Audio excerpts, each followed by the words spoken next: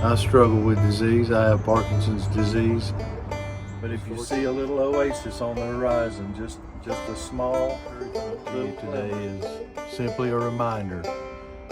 You matter. Look past all that and just think about the people that help you.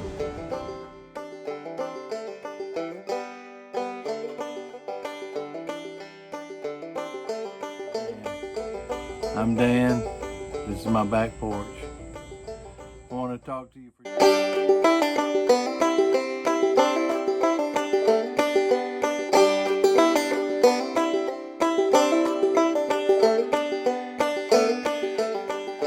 Hey, back porch time with Dan.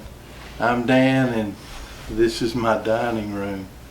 Not exactly on the back porch today, but we're doing an interview with my caregivers, my son and my wife. In the last video I told you that we had a message to our caregivers. This time we have a message from our caregivers, and it's going to be sort of an interview format where I ask the questions and they give some candid answers. So our hope is it's really going to encourage other caregivers that might watch this video, and that's what we want to do today. So without further ado, let's get started. I want to say thank you for doing this interview. I appreciate you being willing to sit down and talk, and more than anything I appreciate you being my caregiver. There could be others, you know, that I include that definitely help me, but you two are my primary two. So, and my daughter-in-law is behind the camera. Thank you for that. All right, to help set the tone, I want to talk a minute about caregivers and get sort of your take on what a caregiver is. So tell me what a caregiver is in your own words. Well, and to me, it's just your support system, you know, supporting you and what you need. Really, he's the main one, because with my health issues, there's days that I can do a lot to help, and then there's days that I can't. But to me, it's just giving you the support you need when you need it, you know. I don't look at it as me taking care of you or me, you know, I'm just your support because you're my best friend. You're definitely mine. And so I'm here to do whatever I can whenever you need it. So. And you do, both of you do. Yeah, to me it's pretty simple also. It's filling in the gaps.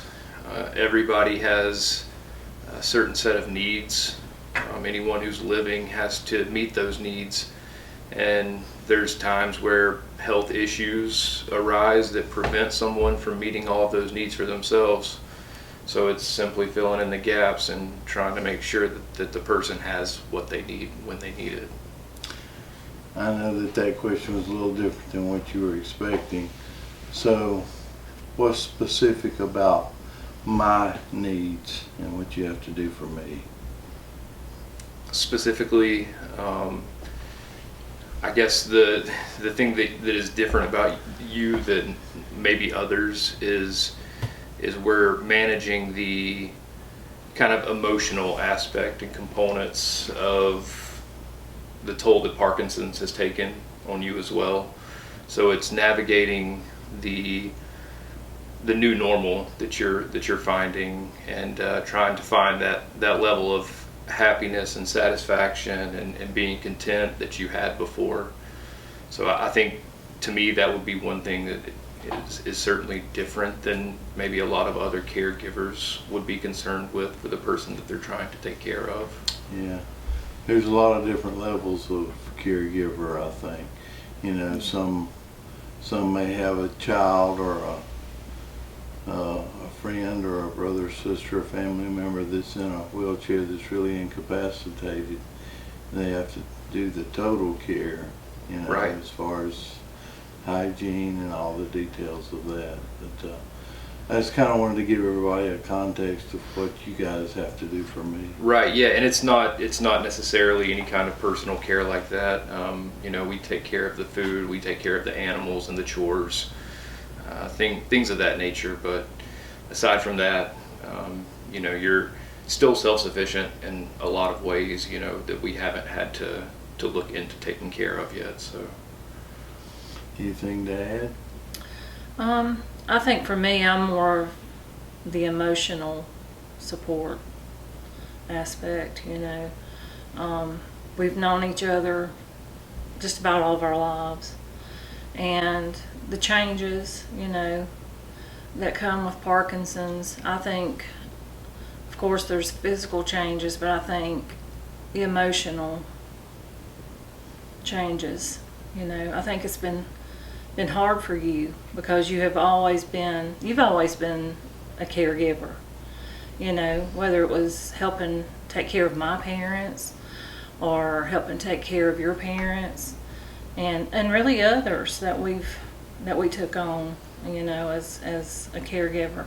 And so I know for you, you know, this is kind of personal between us, but how we're sharing it, but just the emotional aspect of it, I think, has been the hardest thing, you know, for you. We've talked about it many times, as well as for me, you know, because I have lupus, he has Parkinson's. I have good days and bad days, he has good days and bad days.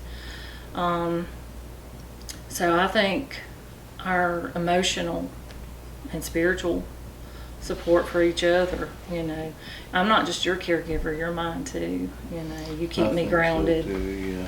Definitely keep me grounded. Yeah, there's times I help you do physical things, you know. I might have a better day than you and I can better help you put your socks on, you know, or tie your shoes. Yeah. There's other things, you know, you might need sometimes, but, you know, like I said, it just depends on if it's a good day. Yeah. And I think people out there that are caregivers and people that have, you know, disabilities or diseases that is affecting those things understand what we mean by that. The next question I want to ask you is, why do you want to be my caregiver? Why did you step up instead of saying let someone else do it? And for you, my spouse, it's probably not as relevant a question as it is for you, my son. So I do have one thing I want to say about Okay. that. I think it increases our bond. I agree. I really do. All stages of life seem to be a progression of increasing that bond. Yeah. Yeah. yeah, I mean, this has certainly brought us all a lot closer to one another. For me, this was all happening at a time where we needed one another. We were going through a lot personally, and you guys were going through a lot physically, and being together as a family has brought a lot of healing about, I think, for everyone. For me, it's simple. I want to see you have fulfillment, and I want to be a part of that fulfillment. I want to see you be happy, and I want to contribute to that happiness. It's not necessarily something that you do or do not step up to the plate for. It's when you love someone, you do what your heart compels you to do. You know, so. Well, I have some great caregivers, no doubt, but I know many of the folks may not have such great caregivers, and I want you to think about what's the hardest thing or the most difficult thing about being my caregiver, and, you know, be candid about it. Of course, yeah. For me, it can weigh emotionally. It's tough to see you in a position where you're struggling. It's tough to see someone that, you know, you've always looked up to your whole life as kind of being the person whose strength you can rely on. And I see it for you sometimes you feel as though that strength is somehow relevant to what you are capable of doing, and it's not. It's not. So for me, the most difficult part sometimes is helping you adjust that mentality of you are still an incredibly strong individual who is inspiring not only me but a lot of individuals. So I hope you're able to find the level of peace and comfort and fulfillment and satisfaction that you're trying to reach others on this channel with. Anything to add? The most difficult thing about being my caregiver? I think as a spouse, you know, I see the deeper emotional hit that it takes on you, toll. I get emotional about it, so because I share in that, not in a good way, Yeah. you know. But if I want to self-pity, you're always there to say, you know, that's not going to get you anywhere. And sometimes, on the rare occasions, when you self-pity, I'm there to do the same. Yeah. You know, because sometimes you get wore down with the health issues and with the frustrations of not being able to do all the things you've always wanted to do, always been able to do, and plans you had to, you know, things you were going to do. So I think we're sounding boards for that, and I think, you know, I'm not thankful that that I can truly understand what you're going through, but in a way I am, in a way I'm not, if you understand what I'm trying to say. I do. Because I can relate. Yeah. I can understand.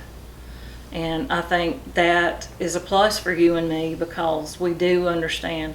Of course, my issue is not Parkinson's and yours isn't lupus, but, you know, still it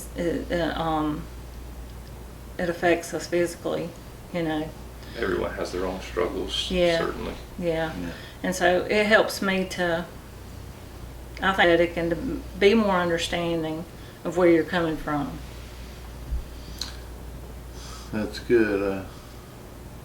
I want to move on to this next question, and I want you to really try to answer from a perspective of not being too personal about me, but being general about a caregiver in general, if that makes sense. What are some of the most rewarding things about being my caregiver?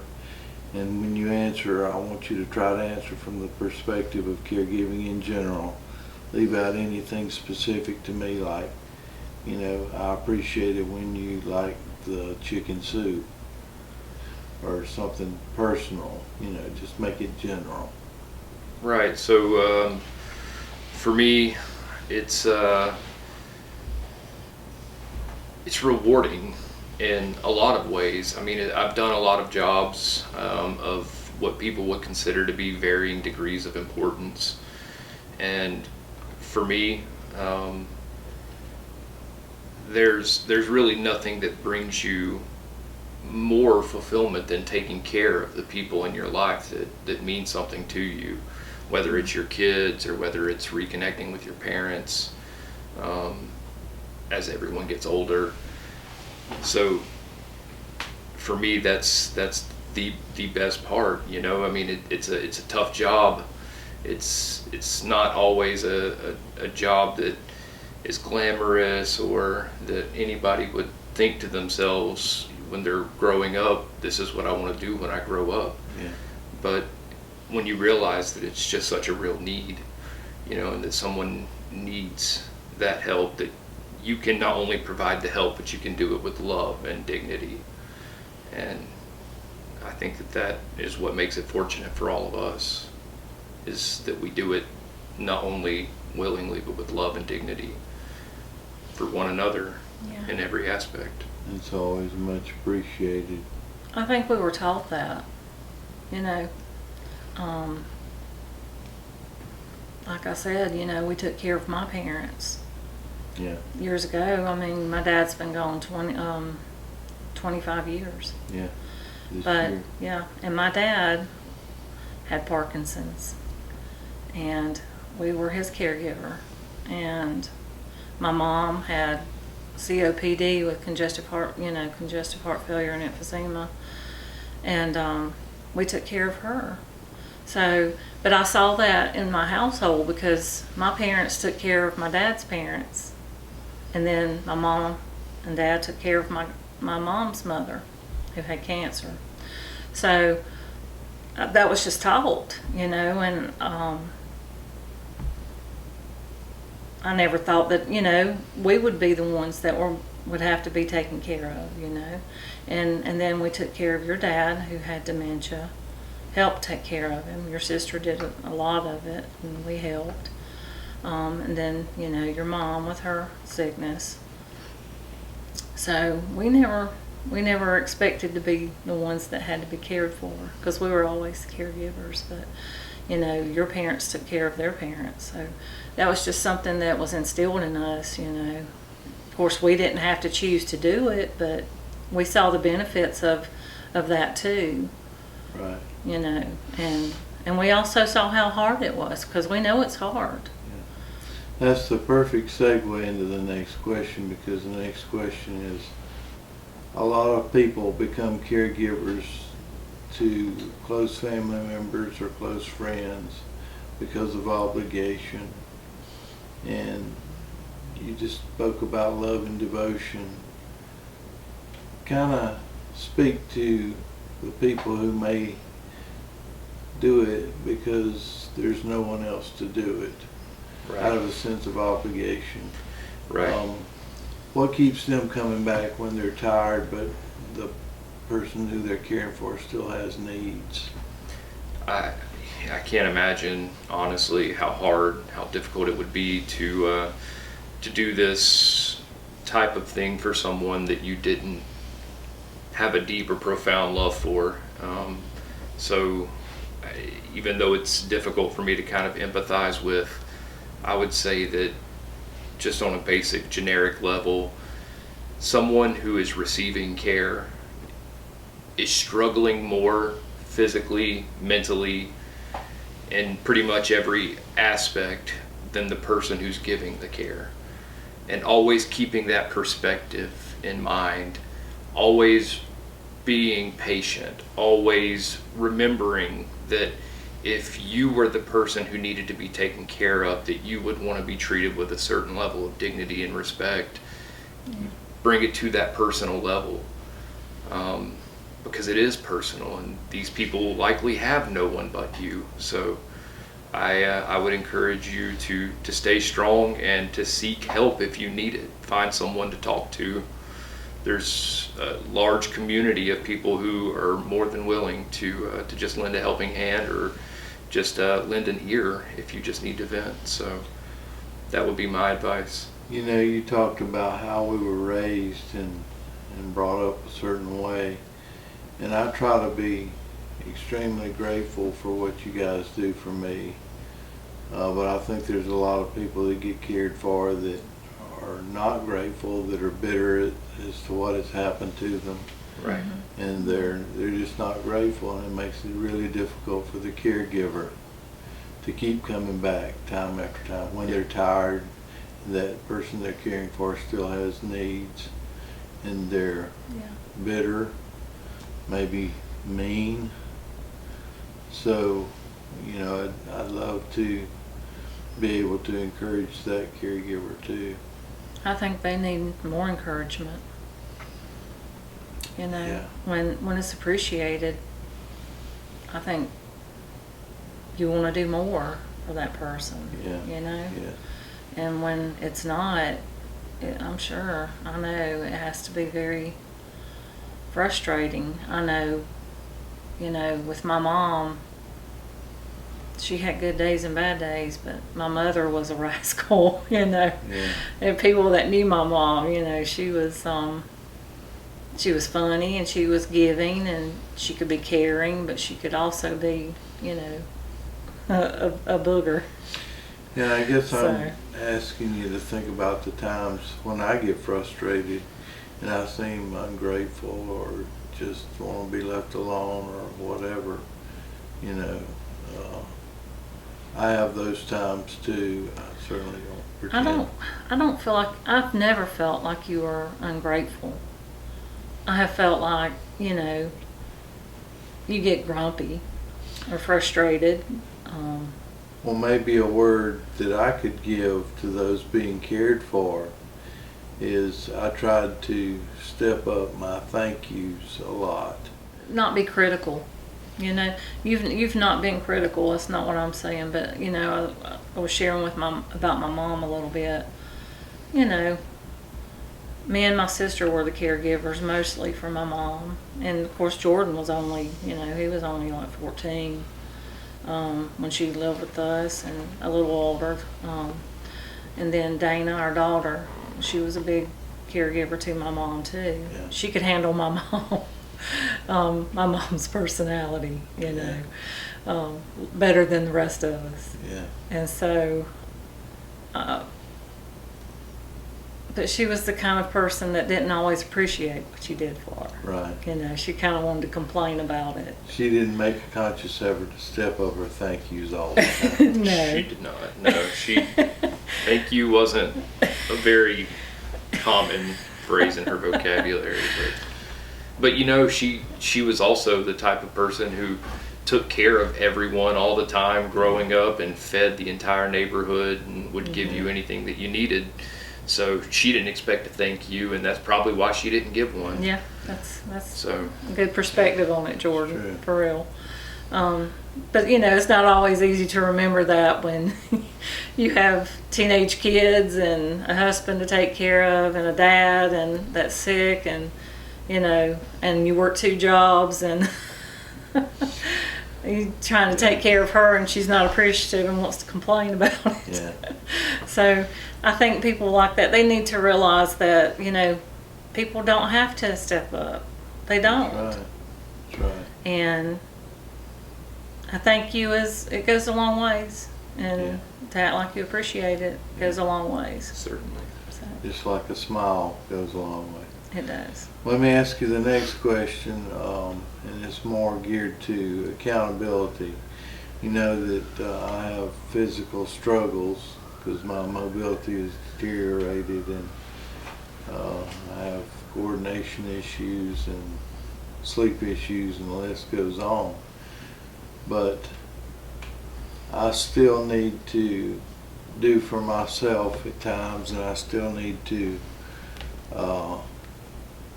have physical activity. So how do you hold me accountable? I mean, you guys have such a giving heart that you would do it all for me, Right.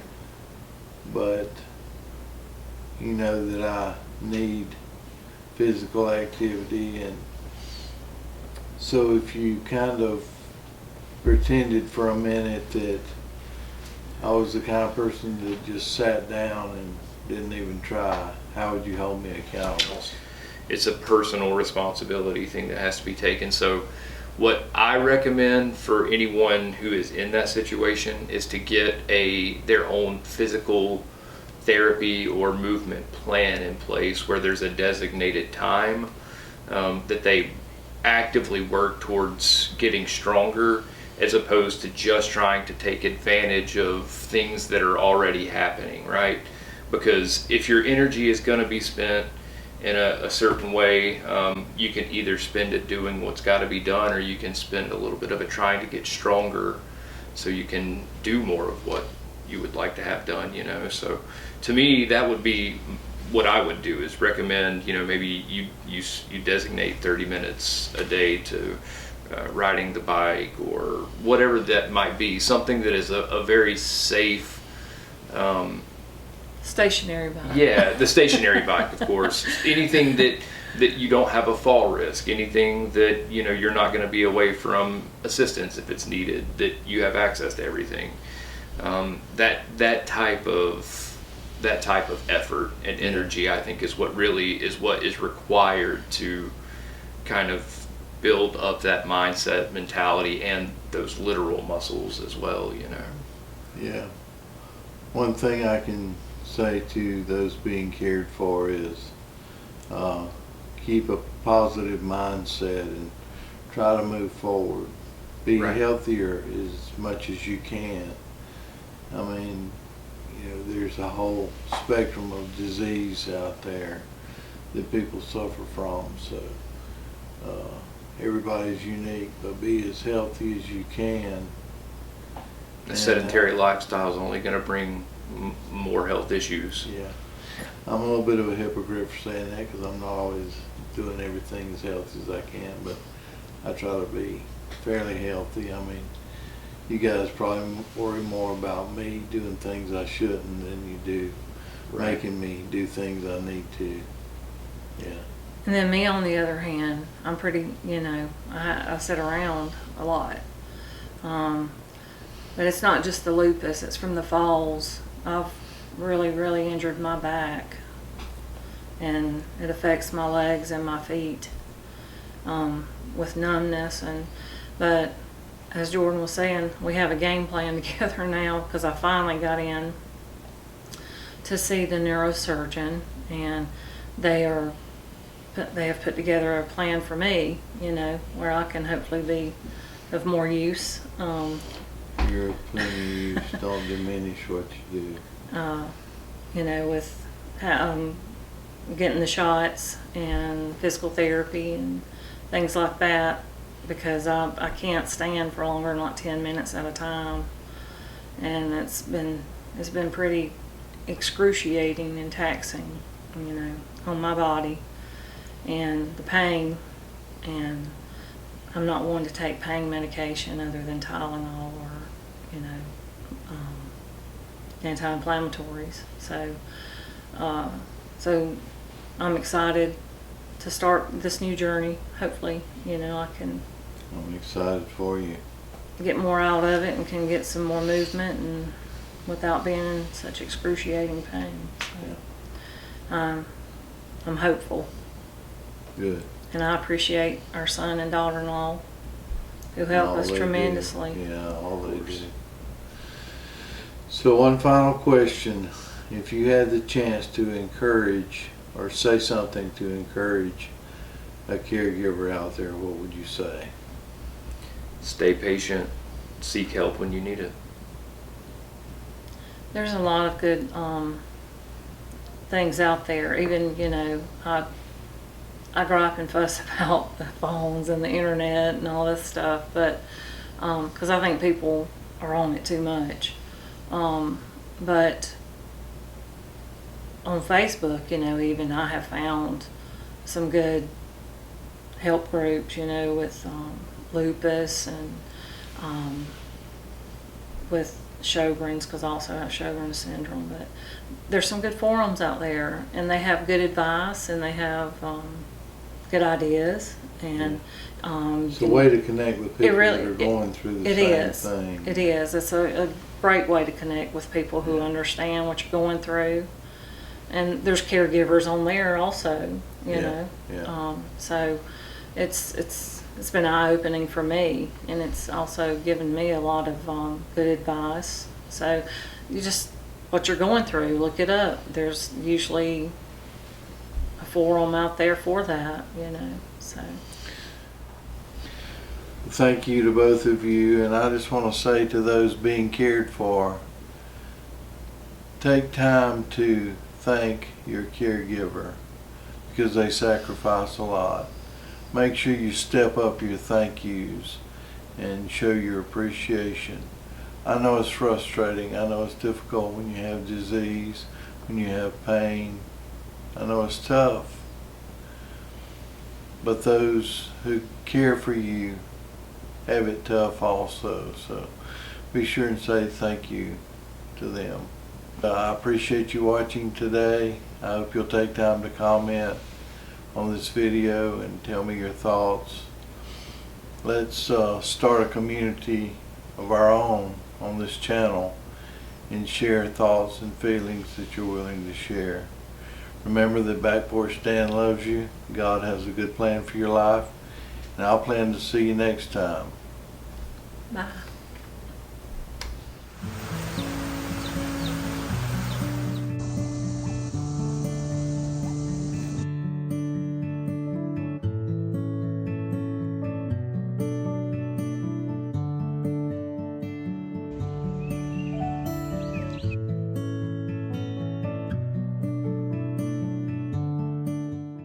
Having hope that tomorrow can be a little better than today.